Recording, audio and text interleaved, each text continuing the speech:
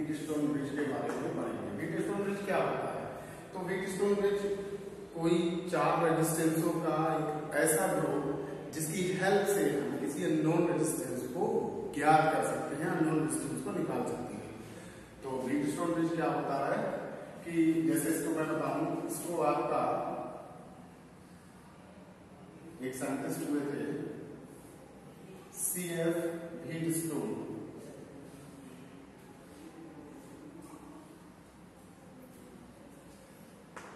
एक साइंटिस्ट हुए थे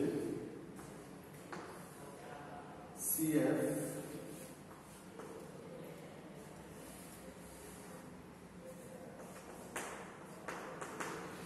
ये आपका है, ये P, ये Q, इट इज आपका एंड S। तो व्हीटस्टोन ब्रिज आपका क्या हो जाएगा? तो Wheatstone bridge is that bridge made by CF Wheatstone to find the unknown resistance.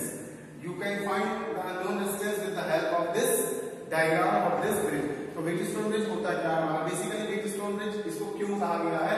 तो इसमें इसलिए कहा गया है कि जब आप चार रेजिस्टेंसों को इस पैरेललोग्राम शेप में कनेक्ट करते हैं, when we connect four resistance in parallelogram shape by which three resistance are known and one resistance is unknown। तो यहां पर क्या है कि हम जब चार रेजिस्टेंसों को इस प्रकार कनेक्ट करते हैं जिसमें कि एक क्वाड्रिलेटरल शेप में या पैरेललोग्राम शेप में आपके जुड़े होते हैं, जिसमें कि तीन रेजिस्टेंस आपके क्या होते हैं? नोन, और एक रेजिस्टेंस अननोन होता है। तो उस अननोन रेजिस्टेंस को एक व्हीटस्टोन ब्रिज की हेल्प से आप निकाल सकते हो। अब आप कैसे निकालोगे? इट इज CF व्हीटस्टोन एक साइंटिस्ट थे जिन्होंने इसको बताया। अब आप इसको कैसे फाइंड आउट करोगे? तो इसको फाइंड आउट करने का क्या है कि when these are resistances are connected with battery या with the source, then a current will flowing in it। और जैसे यहाँ पर आपकी करंट जब फ्लो करेगी, then you have to find the unknown resistance। अब how can you find unknown resistance? At point A, this current I will divide it into two parts। Suppose this is I1 and this is I2, and when the current I1 and I2 reach at point B and D, then it is also in divided two parts। Suppose I1 is divided in, suppose this current will be IG, galvanometer में flow होने वाली current है, तो यहां से जो remaining current हो जाएगी I1 माइनस G, एंड यहां पर अगर IG निकल जा रही है वापस, तो यहां हो जाएगी हमारी I2 माइनस G। तो ये आपकी I2 minus I1 minus IG, और यहां भी हमारी हो जाएगी I2 minus IG।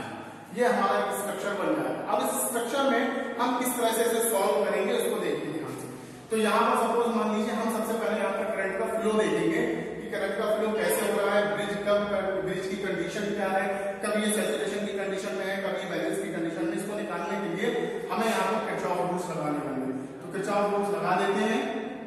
Kirchhoff rules जब आप इसमें अप्लाई करेंगे तो देखिए कैसे अप्लाई करेंगे। ये मैंने क्या किया है, मैंने किरचॉफ रूल लगाने के लिए एक अपना जनरल एक आइडिया ले लिया है कि करंट फ्लो को आप किस तरह से करेंगे। सो bye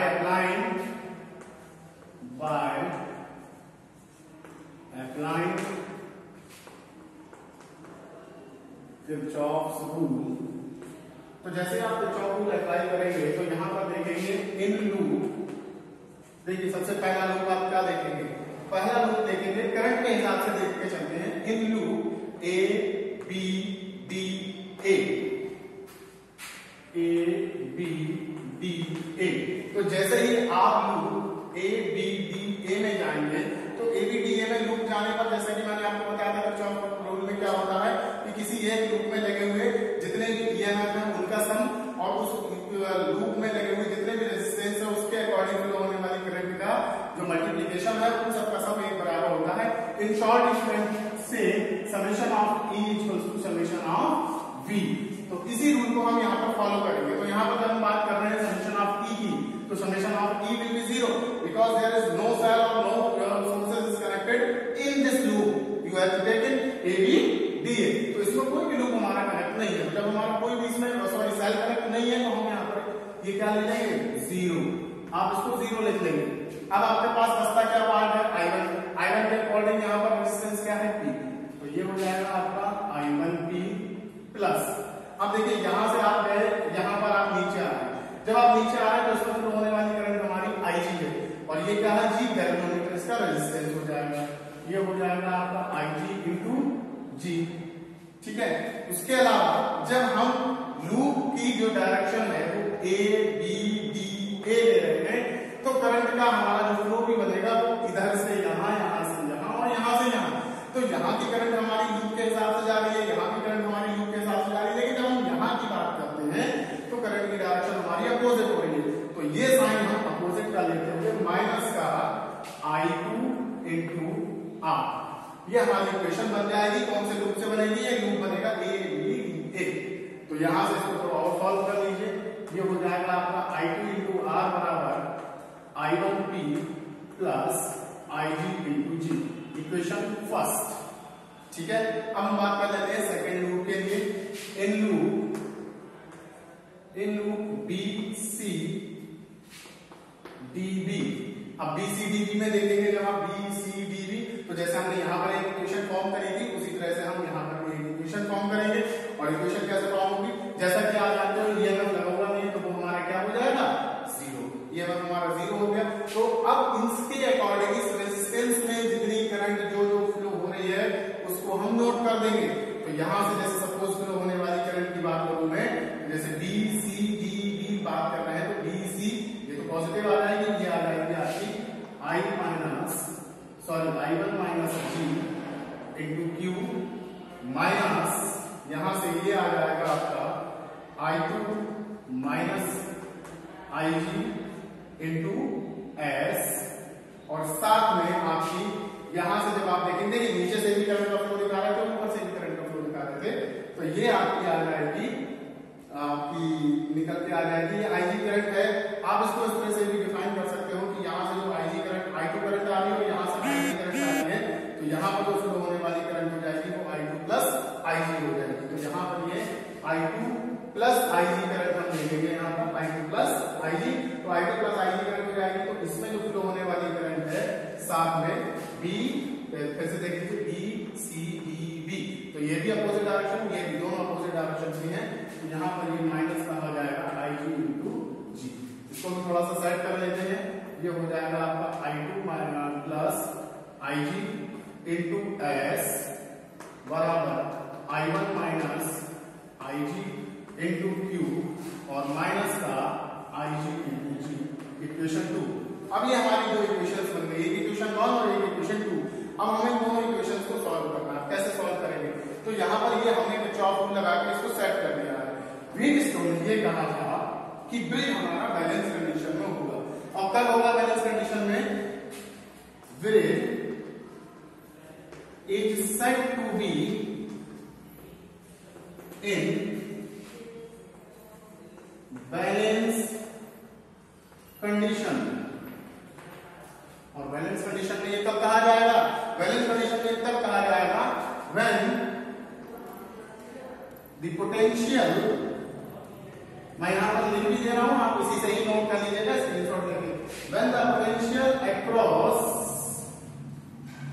B and D will be same। जब हमारे पोटेंशियल B और D के पोटेंशियल क्या हो जाएंगे, सेम हो जाएंगे, तब हमारा ब्रिज किस कंडीशन में कहलाएगा, ब्रिज हमारा बैलेंस कंडीशन में कहलाएगा, बैलेंस पोजीशन में कहलाएगा। और इस कंडीशन में क्या होगा, सो इन दिस कंडीशन, इस कंडीशन में होगा क्या, no current will flow, no current will flow in BD। तो यहां पर हमारी किसी भी तरह की कोई भी करंट BD में नहीं फ्लो होगी। दैट इज आप लिख सकते हो कि IG जो है वो हमारा क्या हो जाएगी, और जब हमारी आईजी 0 हो जाएगी तब आप क्या कर सकते हो, आईजी जब 0 हो जाएगी देन, चलिए इधर ही लिख देता हूं, यहां जगह है, then equation 1 and 2 will be reformed। कैसे रिफॉर्म हो जाएंगी, आईजी वाला जो पार्ट है वो हमारा क्या हो जाएगा 0, तो इक्वेशन 1 और 2 हमारी क्या बन जाएगी, IT इंटू आर बराबर I1 इंटू P, ये बन जाएगी इक्वेशन फर्स्ट। और सेकंड इक्वेशन, इसको इक्वेशन लिख देते हैं 3, और जो इक्वेशन 2 है हमारी क्या बन जाएगी, आईजी 0 हो जाएगा, तो यहां पर रह जाएगा आपका I2 इंटू S बराबर I1 इंटू Q, ये इक्वेशन हो जाएगी हमारी 4। और आप क्या करेंगे, equation 3 divided by equation 4, then आपका हो जाएगा R अपॉन S बराबर P अपॉन Q, या आप लिख सकते हो P अपॉन Q बराबर R अपॉन S। और यहां से अगर आपका S जो है अननोन बोला जाए, अगर ये आपका अननोन रेजिस्टेंस है, तो S इक्वल्स टू आप लिख सकते हो R upon P। So by Wheatstone bridge you can find unknown resistance with the help of all three known resistance. In this bridge you can also find the current and also find the resistance. अब होता क्या है, basically जब आप इनके questions करेंगे तो इनके क्वेश्चंस में आपको व्हीटस्टोन ब्रिज से बहुत हेल्प मिलेगी। जैसे बहुत से प्रश्न होंगे, मैं सपोज तौर पर आपको एक आध प्रश्न लेके दे देता हूँ। जैसे मान लीजिए ये आपकी आग बनी हुई है, ये एक मान लीजिए ये इस तरह से तो बने हुए हैं, सपोज इस तरह से ये आपका कोई दिया हुआ है, यहाँ मान लीजिए 2 ओम दिया है, यहाँ मान लीजिए आपका 10 ओम दिया है, यहाँ मान लीजिए आपका 4 ओम दिया है, यहाँ मान लीजिए आपका 20 ओम दिया है। ठीक है, तो अब इसका हमें क्या निकालना है, और यहाँ पर बीच की एक आर्म दी है, यहाँ पर गैल्वेनोमीटर लगा दिया, तो यहाँ पर हमसे ये पूछेगा फाइंड द इक्विवेलेंट रेजिस्टेंस। तो इक्विवेलेंट रेजिस्टेंस हम ये इतना पूरा जो किरचॉफ रूल लगाएं, किरचॉफ रूल से लूप बनाएं, फिर लूप से करंट निकालें, फिर हम इसको सॉल्व करेंगे, उससे ज्यादा बेहतर है हम सबसे पहले P अपॉन Q बराबर R अपॉन S कर लेते हैं। यदि P अपॉन Q बराबर R अपॉन S फुलफिल करती है कंडीशन, दैट मींस कि ये हमारा कैसा ब्रिज है, व्हीटस्टोन ब्रिज है। और अगर फुलफिल नहीं करती है कंडीशन तो हमारा व्हीटस्टोन ब्रिज नहीं है।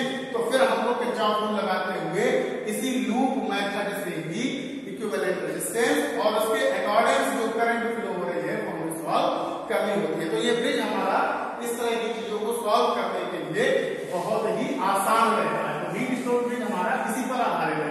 अब इसी व्हीटस्टोन ब्रिज के दो प्रैक्टिकल एप्लीकेशन हैं। एक प्रैक्टिकल एप्लीकेशन है हमारा मीटर ब्रिज, इसको बोलेंगे मीटर ब्रिज, और दूसरा हमारा है पोटेंशियोमीटर। मीटर ब्रिज और पोटेंशियोमीटर। तो मीटर ब्रिज और पोटेंशियोमीटर ये दोनों आपके सिलेबस में भी हैं और आपके प्रैक्टिकल में भी हैं। अब हम इसके बाद पढ़ेंगे मीटर ब्रिज और पोटेंशियोमीटर, जो कि व्हीटस्टोन ब्रिज के ऊपर का एक प्रैक्टिकल एप्लीकेशन है, जिस पर हमारा पूरा व्हीटस्टोन ब्रिज प्रैक्टिकली जो किस तरह से इसको जो इंप्लीमेंट करें हम इस व्हीटस्टोन ब्रिज को, वो हमारा मीटर ब्रिज है। तो अब हम इसके बाद मीटर ब्रिज